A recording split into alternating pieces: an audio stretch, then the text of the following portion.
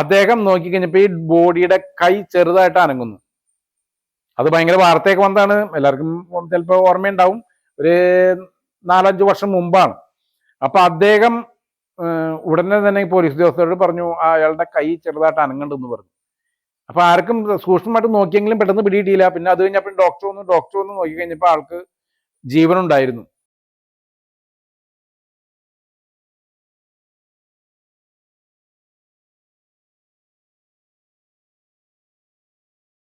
ഇപ്പൊ ഞാൻ ഫോട്ടോഗ്രാഫിയിൽ വന്നേ പിന്നെ ഞാൻ കൂടുതൽ ഈ പോലീസിന്റെ ഇപ്പൊ ഈ ഇൻക്വസ്റ്റ്, അതുപോലെ തന്നെ പോലീസ് സ്റ്റേഷനിൽ വണ്ടികൾ അതല്ലെങ്കിൽ കേസായിട്ട് ബന്ധപ്പെട്ട് വണ്ടികൾ പിടിക്കുക, അല്ലെങ്കിൽ മറ്റുള്ള ഇപ്പൊ ഈ ചില രഹസ്യ മൊഴികൾ എടുക്കാൻ പോവുക, അതുപോലെ തന്നെ നമ്മളുടെ ഇപ്പൊ ക്രൈം നടന്ന ഏതെങ്കിലും ഒരു വീടിന്റെയോ അല്ലെങ്കിൽ ഇപ്പൊ അതായത് സംഭവ സ്ഥലങ്ങൾ അതൊക്കെ റെക്കോർഡ് ചെയ്യുക, അല്ലെങ്കിൽ വീഡിയോ ഫോട്ടോ എടുക്കുക, അങ്ങനെയുള്ള സംരംഭങ്ങൾക്കൊക്കെ ഞാൻ പോലീസുകാരുടെ കൂടെ കൂടുതൽ പോകാറുണ്ട്. ആദ്യമായിട്ട് ഞാൻ പോയത് തന്നെ ഞാൻ അങ്കമാലി സ്റ്റുഡിയോയിൽ വർക്ക് ചെയ്തുകൊണ്ടിരിക്കുമ്പോൾ, അത് വർഷങ്ങൾക്ക് മുമ്പ്, ഒരു അങ്കമാലി സ്റ്റേഷനിലെ SI ഒന്നിങ്ങനെ പറഞ്ഞു, ഒരു സ്ഥലത്ത് ഇങ്ങനെ ട്രെയിൻ അടിച്ച് ഒരു സ്ത്രീ മരിച്ചു കിടക്കുന്നുണ്ട്, അപ്പൊ ഒന്ന് ഫോട്ടോ എടുക്കാമെന്ന് ചോദിച്ചു. അന്നൊന്നും ഈ ഫോട്ടോഗ്രാഫേഴ്സ് മിക്കവരും പോകില്ല എന്ന് ഒന്നാമത്തെ പേടിയുണ്ട്. പിന്നെ അതുപോലെ തന്നെ പോലീസ് വിളിച്ചു കഴിഞ്ഞാൽ പൈസ കിട്ടില്ല എന്നുള്ളൊരു ഇതൊക്കെ അന്നുണ്ടായിരുന്നു. അപ്പൊ അതൊക്കെ കണ്ട് കൂടുതൽ ആളും പോരായിരുന്നു. അപ്പൊ എന്നോട്, ഞാൻ സ്റ്റുഡിയോയിൽ വർക്ക് ചെയ്യണം, അപ്പൊ സ്റ്റുഡിയോയിൽ വന്നപ്പോൾ ചോദിച്ചു, എങ്ങനെ സ്റ്റുഡിയോയിൽ SI വന്ന് ഇങ്ങനെ സംസാരിക്കുകയാണ് ചെയ്തത്. അപ്പൊ എന്നോട് ചോദിച്ചു വരാവോ എന്ന് ചോദിച്ചു. അപ്പൊ ഞാൻ സ്റ്റുഡിയോ എന്നുള്ള എൻ്റെ മലയാളി പറഞ്ഞു പോകാൻ താല്പര്യമുണ്ടോ എന്ന് ചോദിച്ചു. ഞാൻ പറഞ്ഞു ഇപ്പോൾ കൊള്ളാം, കുഴപ്പമില്ല, എനിക്ക് പേടിയൊന്നുമില്ല, ഇപ്പോൾ കൊള്ളാം എന്ന് പറഞ്ഞു. അങ്ങനെ പോയി. അത് അന്ന് ചെന്ന് കഴിഞ്ഞപ്പോൾ ഒരു സ്ത്രീ ഇവിടെ അങ്കമാലി പരിസരത്തായിരുന്നു. അപ്പൊ നമ്മളോട് പറഞ്ഞ ഭാഗങ്ങളൊക്കെ നമ്മൾ എടുത്തു, ഫോട്ടോ എടുത്തു, അതെടുത്ത് നമ്മൾ കൊണ്ടുവന്ന് അത് പ്രിന്റ് അടിച്ച് പോലീസുകാർക്ക് കൊടുത്തു. പോലീസുകാർ അന്നൊക്കെ മാന്യമായിട്ട് പോലീസുകാർ എൻ്റെ ക്യാഷ് സ്റ്റുഡിയോയിൽ കൊടുക്കുകയൊക്കെ ചെയ്തിരുന്നു. അപ്പോൾ അതിന് ശേഷം പിന്നെ ഇപ്പം മെയിനായിട്ട് ഞാൻ കാലടി സ്റ്റേഷനിൽ നിന്നും നെടുമ്പാശ്ശേരി സ്റ്റേഷനിൽ നിന്നും അങ്കമാലി സ്റ്റേഷനിൽ നിന്നും മെയിനായിട്ട് പോയിട്ടിരിക്കുന്നത്. സ്റ്റേഷനിൽ നിന്നുള്ള വർക്കുകൾ ഇപ്പം എന്ത് പരിപാടി ഉണ്ടെങ്കിലും ഇപ്പം ഇതുപോലെ തന്നെ ഇപ്പം ഈ ഇൻക്വസ്റ്റ് പരിപാടികൾ മാത്രമല്ല, ഇപ്പം മറ്റിപ്പോൾ റിട്ടയർമെൻറ്റ് അല്ലെങ്കിൽ എന്തെങ്കിലും, അല്ലെങ്കിൽ ഈ രാസ ലൈനുകൾ, അതായത് MDMA, കഞ്ചാവ്, അങ്ങനെയുള്ള സാധനങ്ങൾ പിടിച്ചു കഴിഞ്ഞാൽ, പിന്നെ അതുപോലെ തന്നെ ഇപ്പോൾ എന്തെങ്കിലും എയർപോർട്ടിലൊക്കെ കസ്റ്റംസിൻ്റെ എന്തെങ്കിലും പ്രശ്നങ്ങൾ വന്നു കഴിഞ്ഞാൽ, എന്താ പ്രശ്നം വന്നു കഴിഞ്ഞാൽ ഇതുമാതിരി ഗോൾഡ് പിടിക്കുകയോ അല്ലെങ്കിൽ ഈ കഞ്ചാവ് പിടിക്കുകയോ അങ്ങനെയൊക്കെ വന്നു കഴിഞ്ഞാൽ ഈ പോലീസുകാർ തന്നെ കസ്റ്റഡിയിൽ ഇങ്ങനെ പലരും ഇങ്ങനെ കണക്ട് ചെയ്ത് നമുക്ക് വർക്കുകൾ വിളിച്ച് പറയാറുണ്ട്. അതിനെ പൈസ കിട്ടാനും ഒരു ബുദ്ധിമുട്ടില്ല. പൈസയൊക്കെ നമുക്ക് എല്ലാം സാർമാരും നമുക്ക് ഭംഗിയായിട്ട് നല്ല രീതിയിൽ തന്നെ കൈകാര്യം ചെയ്തു പോകുന്നുണ്ട്. അപ്പം നല്ലൊരു സമീപനമാണ് ഇപ്പം നമുക്ക് ഉദ്യോഗസ്ഥരിൽ നിന്ന് കിട്ടിയേക്കുന്നത്. നമുക്ക് നല്ലൊരു, അവരും നമ്മളെ നല്ല റെസ്പെക്റ്റോടുകൂടി നമ്മളും അവരും നല്ലൊരു ബന്ധമാണ് ഇപ്പോഴും ഉള്ളത്. ഇപ്പം നമ്മൾ ഇൻക്വസ്റ്റ് മെയിനായിട്ട് ചെയ്യുമ്പോൾ, ഇൻക്വസ്റ്റ് എന്ന് പറഞ്ഞാൽ ഒരു ബോഡിയുടെ എല്ലാ ഭാഗങ്ങളും, അതായത് ഇപ്പോൾ നമ്മൾ ഇൻക്വസ്റ്റ് ചെയ്യുമ്പോൾ ഇപ്പോൾ സാർമാർ തന്നെ തുടങ്ങുന്നത് ഇപ്പോൾ ഒരു ബോഡി ഏത് അവസ്ഥയിലാണ് ആ ബോഡി കിടക്കുന്നത്. ഇപ്പം നമ്മളൊരു ഹാങ്ങിങ്, അത് തൂങ്ങി മരണമാണെങ്കിൽ നമ്മൾ ചെന്ന് കഴിഞ്ഞാൽ ഇപ്പം ആ വീടിനകത്തേക്ക് വേറെ കൂടുതൽ ആരെയും പ്രവേശിപ്പിച്ചിട്ടുണ്ടാവില്ല. അപ്പം ഇപ്പം പോലീസുകാർ വന്നു, പോലീസുകാരുടെ സാന്നിധ്യത്തിന് നമ്മളവിടെ കയറുന്നു. നമ്മൾ അവിടുത്തെ ആ റൂമിലെ കാണുന്ന ഒരു കണ്ടീഷൻ, അതായത് ആ റൂമിൽ ഏത് അവസ്ഥയിലായിരുന്നു ഒന്നും മാറ്റിയിട്ടുണ്ടാവില്ല. ഇപ്പം നമ്മളവിടെ ആ റൂമിൽ ഇപ്പം നമ്മുടെ ചിലപ്പോൾ ടേബിൾ ഉണ്ടാവും, ചിലപ്പോൾ ടേബിളിൻ്റെ മുകളിൽ കസേരയിട്ടായിരിക്കും ആൾ കയറി തൂങ്ങിയേക്കുന്നത്. അപ്പം അങ്ങനെയൊക്കെ വന്നു കഴിയുമ്പോൾ അതിൻ്റെയൊക്കെ അതേ അവസ്ഥ തന്നെ, അത് ഏത് വിധത്തിൽ കിടക്കുന്നോ, ചിലപ്പോൾ കസേര മറിഞ്ഞിടക്കുണ്ടാവും, അല്ലെങ്കിൽ അവിടെ മലമൂത്ര വിസർജനമൊക്കെ ഉണ്ടാവും. അതുപോലെ തന്നെ ആ പരിസരത്ത് ചിലപ്പോൾ എന്തെങ്കിലും മെഡിക്കൽ ഗുളികകളോ അല്ലെങ്കിൽ അങ്ങനെ എന്തെങ്കിലും സാധനം ഉണ്ടാവും. അല്ലെങ്കിൽ ചിലപ്പോൾ അവിടെ ബ്ലൈഡ്, ചിലവർ ഞരമ്പ് മുറിച്ചതിന് ശേഷം അഡ്മിറ്റ് ചെയ്തിട്ടുണ്ടാവും. അപ്പോൾ അങ്ങനെയുള്ള സാധനം ഉണ്ടാവും. പിന്നെ അതുപോലെ തന്നെ ചിലപ്പോൾ അവരവിടെ ഡയറിയിലോ അല്ലെങ്കിൽ അവിടെ എന്തെങ്കിലും പേപ്പർ എഴുതി വെച്ചിട്ടുണ്ടാവും.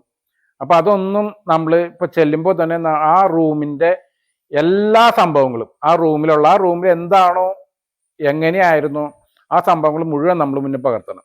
അത് വീഡിയോ എടുക്കണം, ഫോട്ടോ എടുക്കണം. ആദ്യം ഫോട്ടോ മാത്രം എടുത്താൽ മതിയായിരുന്നു, ഇപ്പോൾ വീഡിയോയും ഫോട്ടോ എടുക്കണം. അതിനുശേഷം മാത്രമേ മറ്റുള്ള ആരെയും, ഇപ്പോൾ പോലീസ് അധികാരികൾ ഉണ്ടാവും, വേറെ ഒരാളെയും ഈ റൂമിലേക്ക് കടത്തുള്ളൂ. അല്ലെങ്കിൽ ആ റൂം ഒന്ന് വൃത്തിയാക്കാനോ അല്ലെങ്കിൽ ആ റൂമിൽ എന്തെങ്കിലും സാധനം ഒതുക്കി വയ്ക്കാനോ നമ്മളിത് എടുത്തതിന് ശേഷം മാത്രമേ അനുവദിക്കുകയുള്ളൂ. അപ്പോൾ അതിനുശേഷം നമ്മൾ ഈ ബോഡി ഇപ്പം ഈ ഉടൻ തന്നെ നമ്മുടെ കുറച്ച് സാക്ഷികളെ എഴുതിയിട്ടുണ്ടാവും പോലീസുകാർ ഇൻക്വസ്റ്റിന് മുമ്പ്. ആ സാക്ഷികളെ നിർത്തി അവരുടെ നേതൃത്വത്തിൽ തന്നെ അവരെ ഉൾപ്പെടുത്തി ഫോട്ടോ ഒക്കെ എടുക്കും, വീഡിയോ ഒക്കെ എടുക്കും. അവരുണ്ടാവണം ഈ അവിടെ നിന്നുള്ള ആ മൂവ്മെന്റ് ഒക്കെ എല്ലാം ഇവർ സാക്ഷികളാണ്, ഈ നിൽക്കുന്ന ഈ ആളുകൾ. അപ്പൊ അവരെ സാക്ഷി നിർത്തിയാണ് നമ്മൾ ഈ പരിപാടി ചെയ്യുന്നത്. അപ്പൊ അതിനുശേഷം നമ്മൾ ഈ ബോഡിയുടെ എല്ലാ ഭാഗങ്ങളും, ഈ ബോഡിക്ക് മുറിവുകൾ എന്തെങ്കിലും ഉണ്ടെങ്കിൽ, അതുപോലെ തന്നെ ഇപ്പൊ ഹാങ്ങിങ് ആണെങ്കിൽ, തൂങ്ങി മരണമാണെങ്കിൽ ആളുടെ കഴുത്തിൽ ഒരു ലിഗേച്ചർ മാർക്ക് ഉണ്ടാവും, അതുവരെ അതൊക്കെ അതിന്റെ അളവ് വരെ പോലീസുകാർ എടുക്കും. ആ അളവ് എടുക്കുന്നത് വരെ നമ്മൾ ആ അളവ് വരെ ക്ലിയർ ആയിരിക്കണം. അതുവരെ നമ്മൾ എടുക്കണം, വീഡിയോ എടുക്കണം, ഫോട്ടോ എടുക്കണം.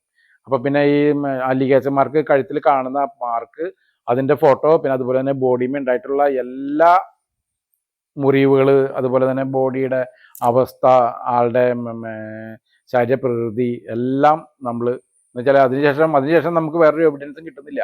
എന്ന് കഴിഞ്ഞാൽ പിന്നെ ഈ ബോഡി മറവ് ചെയ്ത് കഴിഞ്ഞാൽ പിന്നെ അവർ എവിഡൻസ് ഇല്ല. നമ്മൾ എടുക്കുന്ന അതാണ് എവിഡൻസ് ആയിട്ട് വരുന്നത്.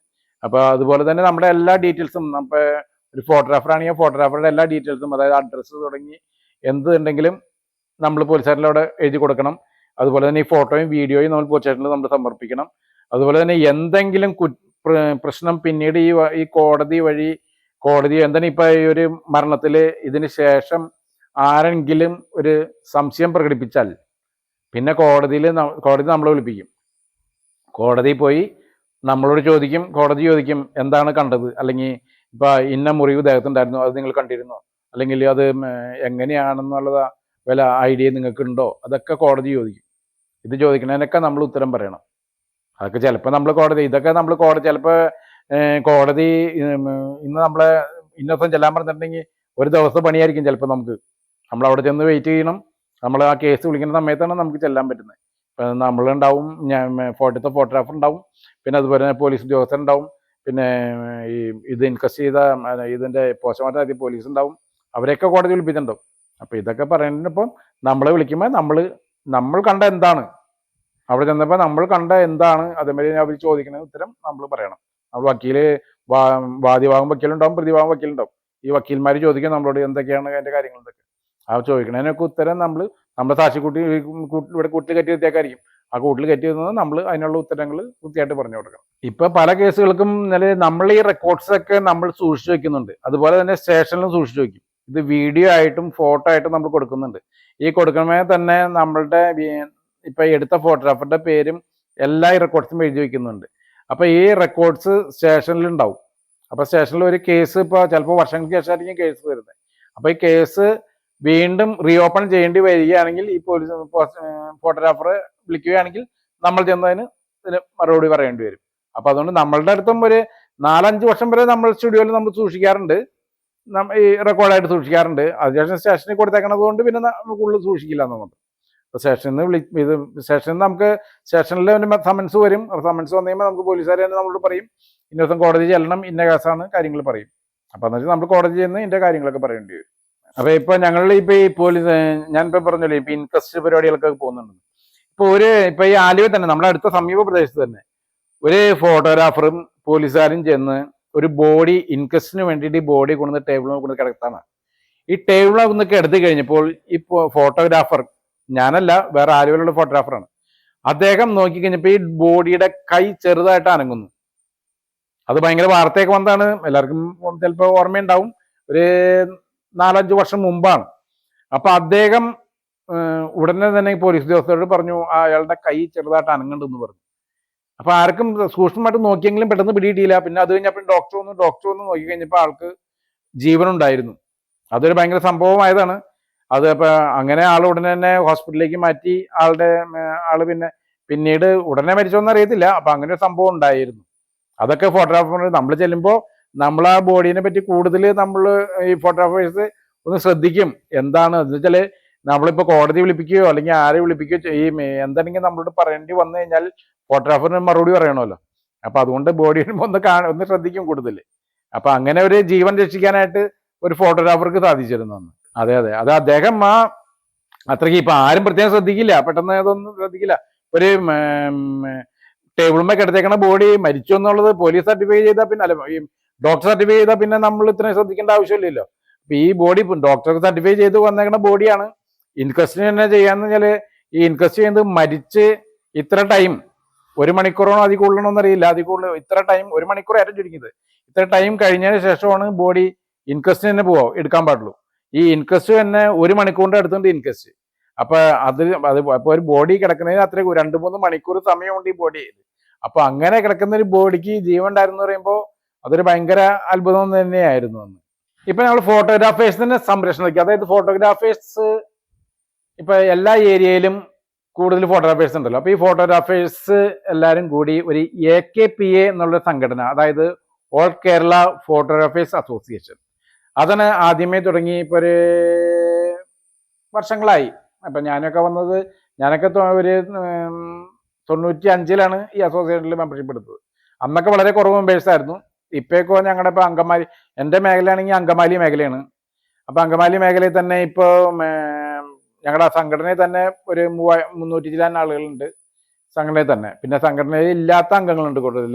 എന്നിരുന്നാലും AKPA സംഘടന അത് ഒരു ചാരിറ്റബിൾ സൊസൈറ്റി ആയിട്ടാണ് രജിസ്റ്റർ ചെയ്തേക്കുന്നത്. ആ സംഘടനയിൽ ഇപ്പോൾ നമുക്ക് ഫോട്ടോഗ്രാഫേഴ്സിന് ഇപ്പൊ സംഘടനയിലുള്ളവർക്ക് വളരെ ഇപ്പൊ ഈ മൊബൈലൊക്കെ ഒന്നുകൂടി വളരെ ഗുണപ്രദമായി. അതായത് ചില ഏരിയയിൽ ഇപ്പോൾ ഇവിടെ ഒരു ഫോട്ടോഗ്രാഫർ അങ്കമാലിയിൽ നിന്ന് പാലക്കാട് പോയി വർക്ക് എടുക്കുമ്പോൾ അവിടെ വെച്ച് ക്യാമറ കംപ്ലൈന്റ് ആയാൽ തന്നെ നമ്മുടെ സംഘടന ഭാരവാഹികൾ ആരെയും ഉത്തരവാദിത്തം പറഞ്ഞു കഴിഞ്ഞാൽ ഇപ്പൊ ഉടനെ തന്നെ ആ പാലക്കാട് നിന്നുള്ള ഏതെങ്കിലും നമ്മുടെ സംഘടനയിലെ അംഗങ്ങളോ അല്ലെങ്കിൽ നമ്മുടെ സുഹൃത്തുക്കൾ ആരെങ്കിലും അപ്പം തന്നെ അവിടെ ക്യാമറ എത്തിക്കും. അദ്ദേഹത്തിന് ഏതെങ്കിലും വിധത്തിൽ ഫോട്ടോഗ്രാഫി മേഖലയിലുള്ള പ്രശ്നത്തിനായാലും അദ്ദേഹത്തിന്റെ പേഴ്സണായിട്ടുള്ള വണ്ടി ആക്സിഡന്റോ എന്ത് സംഭവം ഉണ്ടെങ്കിലും ഇപ്പൊ നമ്മുടെ സംഘടന വളരെ നല്ല രീതിയിൽ ഇപ്പൊ നമ്മുടെ അംഗങ്ങളെ കെയർ ചെയ്യാനായിട്ട് അത് എല്ലാവർക്കും എല്ലാ ഇപ്പൊ ബ്ലഡ് ബാങ്ക് ഉണ്ട്.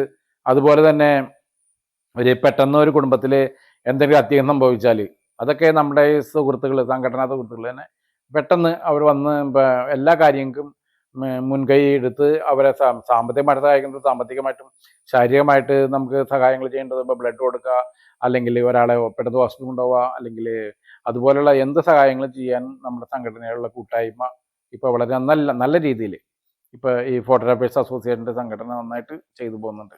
അതിപ്പോൾ എന്ത് അത്യാവശ്യം ഉണ്ടെങ്കിലും പെട്ടെന്ന് വിളിച്ചു പറഞ്ഞു കഴിഞ്ഞാൽ അവരിപ്പോൾ അതായത് പ്രദേശത്തുള്ള ആളുകളെ പെട്ടെന്ന് അവർ കണക്ട് ചെയ്ത് നമുക്കുള്ള ഉപകാരങ്ങൾ ചെയ്തു തരുന്നത്.